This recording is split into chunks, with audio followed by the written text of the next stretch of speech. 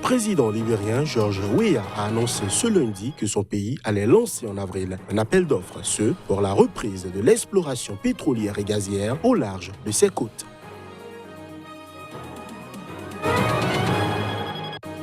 L'ancien président centrafricain François Bozizé a déclaré que rien ne l'empêchait d'être candidat à la présidentielle de 2020. C'était lors de sa première rencontre avec la presse depuis son retour à Bangui.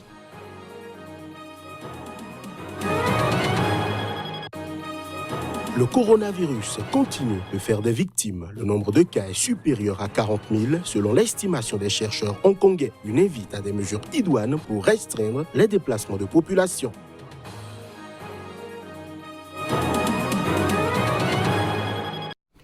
Bonjour à chacun, bonjour à tous. Au Burkina Faso, une nouvelle attaque a eu lieu contre des civils dans le village de Silgadji, dans la province du Soum. Le bilan diverge selon les sources, entre 10 et 50 personnes tuées. Le marché du village a été attaqué samedi dernier dans l'après-midi par des hommes armés, mais ce n'est que ce lundi que l'information a été donnée selon un témoin cité par une autorité locale. Les assaillants ont vérifié les pièces d'identité des hommes avant de les abattre.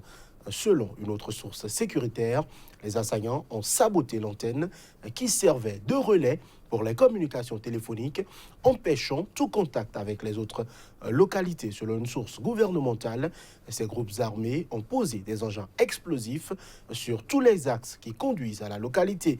Difficile donc pour les forces de sécurité d'y accéder avec des véhicules.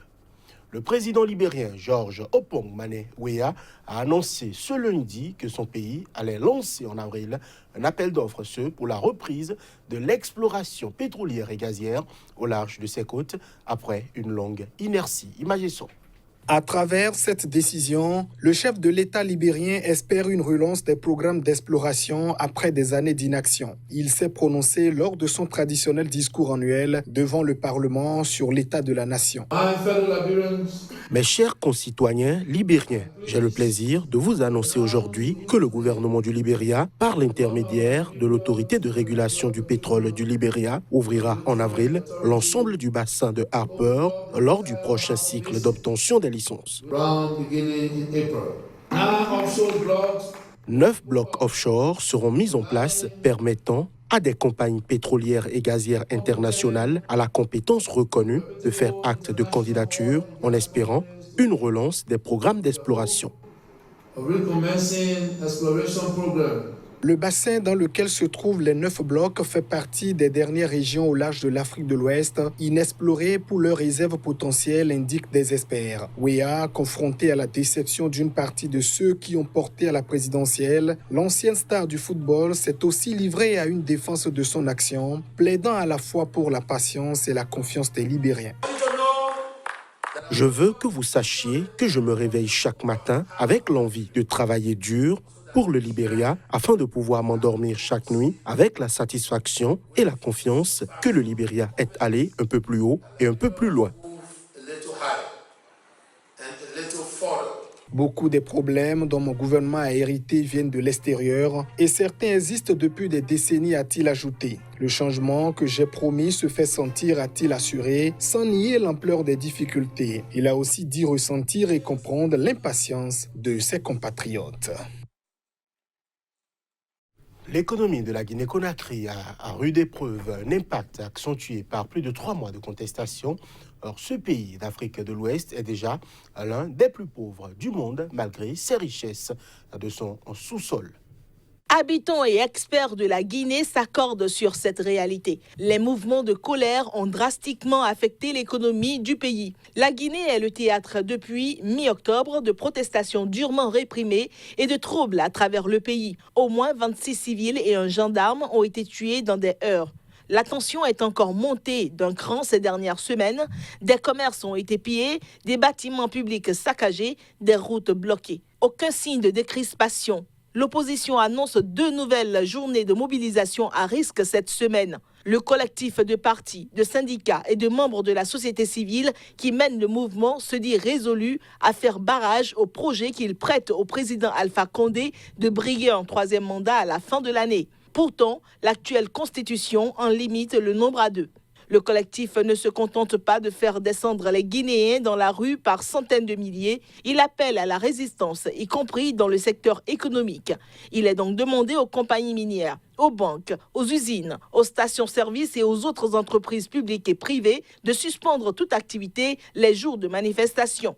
Difficile de chiffrer l'impact économique de la protestation, mais l'approvisionnement est totalement perturbé, d'après l'économiste et ancien ministre de la Pêche, Boubacar Bari. Du coup, les prix augmentent. La conséquence la plus évidente, c'est la baisse du pouvoir d'achat. L'économie pourrait souffrir encore plus si le mouvement se prolonge et si les syndicats rejoignent le mouvement. Annoncé en titre, l'ancien président centrafricain François Bozizé a déclaré que rien ne l'empêchait d'être candidat à la présidentielle de 2020. C'était lors de sa première rencontre avec la presse depuis son retour en catimini à Bangui à la mi-décembre. L'ancien chef de l'État est toujours sanctionné par les Nations Unies pour son rôle dans la crise centrafricaine de 2013, marquée par de violents affrontements communautaires. Il est accusé d'avoir soutenu les milices anti-Balaka. Il a tenu dans cette première sortie face à la presse à se défendre sur nombre de sujets. Je demande solennellement pardon en ce jour. Je prie le peuple centrafricain de croire que je n'ai jamais fait du mal intentionnellement à aucun de mes compatriotes. Je vais m'adresser par écrit dans les tout prochains jours au point focal de délisting du comité des sanctions des Nations Unies afin que mon cas soit étudié et que ce soit mis fin aux sanctions prises injustement à mon endroit, car bien qu'elle n'ait, à mes yeux, jamais été justifiée, jusqu'à preuve de contraire, rien ne m'empêche d'être candidat. Le moment n'est pas venu de pouvoir se prononcer là-dessus, dans la mesure où c'est mon parti qui pourra se prononcer sur les candidatures possibles. L'ancien président n'a néanmoins pas donné plus de détails sur ses intentions politiques à moins d'un an de la présidentielle prévue en décembre. Le 14 janvier dernier, l'ancien chef de l'État avait été reçu par le président centrafricain Faustin Archange Touadéra, probable candidat à sa réélection. Un tête-à-tête qui n'a pas complètement dissipé les tensions entre le KNK, le parti de François Bozizé et la majorité présidentielle. Michel Djotodia, le chef de file de la Séléka, la coalition qui avait renversé François Bozizé en 2013, est lui aussi rentré d'exil le 10 janvier. Il avait été reçu dès sa descente de l'avion par le président. Décès lundi en Tunisie de Lina Ben Meni, à l'âge de 36 ans. La célèbre blogueuse est décédée des suites d'une longue maladie. Les hommages ont afflué après l'annonce du décès de cette militante tunisienne des droits humains dont le nom avait circulé pour le prix Nobel de la paix après la révolution ayant chassé Zine El Abidine Ben Ali du pouvoir. Avant même la chute de la dictature et malgré les risques, Lina Ben Meni avait durant des années témoigné sur Internet des dérives du régime. Pour alimenter son blog et Tunisian Girl, elle s'était déplacée dans de nombreuses villes défavorisées de l'intérieur du pays. Munie de sa petite caméra, elle avait retransmis via les réseaux sociaux les premières manifestations de colère des habitants contre le pouvoir. Après l'immolation par le feu du vendeur ambulant Mohamed Bouazizi le 17 décembre 2010, Lina Ben Meni avait été la première blogueuse à se rendre à Sidi Bouzid, le berceau de la révolution. Sa chronique de la Révolution en français, anglais et arabe fut le point d'orgue de cet engagement contre la dictature. Elle avait ensuite continué son militantisme pour défendre les droits fondamentaux en Tunisie, participant malgré sa santé fragile à de nombreuses manifestations et à des procès touchant à la liberté d'expression. Elle était restée combative jusqu'au bout. Son dernier billet sur la situation politique du pays a été publié dans la nuit de samedi à dimanche. Dès l'annonce de son décès, nombre d'internautes, élus, diplomates et représentants de la société civile ont exprimé leur tristesse. Le coronavirus continue de faire des victimes. Le nombre de cas est supérieur à 40 000. C'est en tout cas ce qu'estiment des chercheurs hongkongais. Les gouvernements doivent prendre des mesures idoines pour restreindre les déplacements de population. Des scientifiques de l'université de Hong Kong ont mis en garde quant à une accélération de la propagation du coronavirus qui a officiellement fait 80 morts en Chine. Au total, 2744 cas ont officiellement été confirmés dans ce pays. Mais le nombre de cas suspects a doublé en l'espace de 24 heures à près de 6000.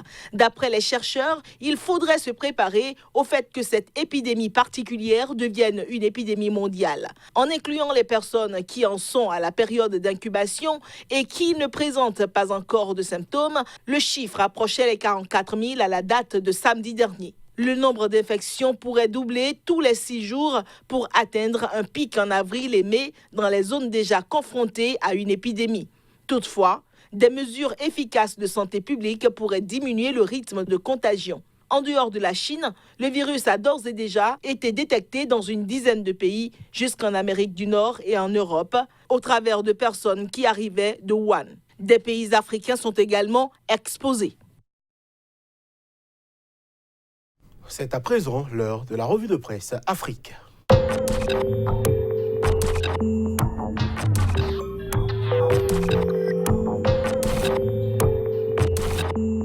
Bonjour à tous et bienvenue dans la revue de presse Afrique du jour. Au Togo, l'opposition devra se résoudre à affronter le président sortant dans les urnes. Et c'est Togo Matin qui renseigne en manchette demande d'invalidation de la candidature de Faure Gnassingbé, irrecevable. Liberté à présent, indice de perception de la corruption 2019. Le Togo dans le rouge. Les doutes sur la sincérité du rapport Doing Business se confirment.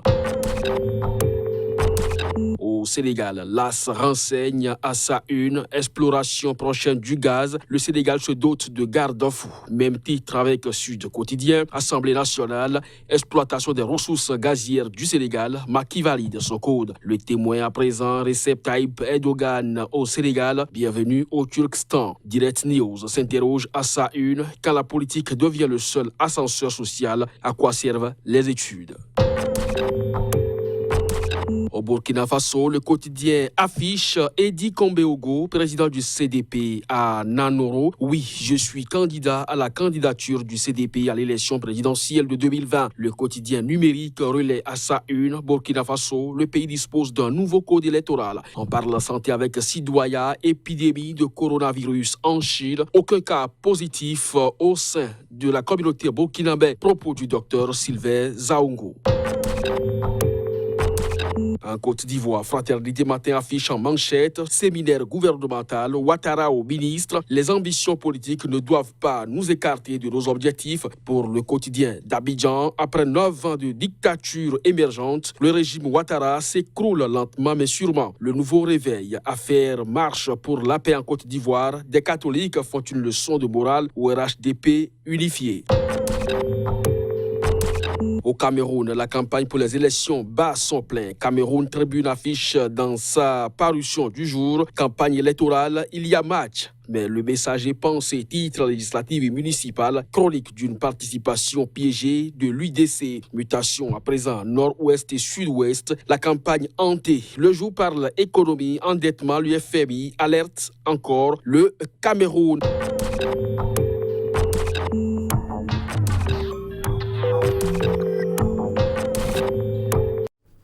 Et la revue de presse Afrique met un terme à cette édition. Merci de l'avoir suivi.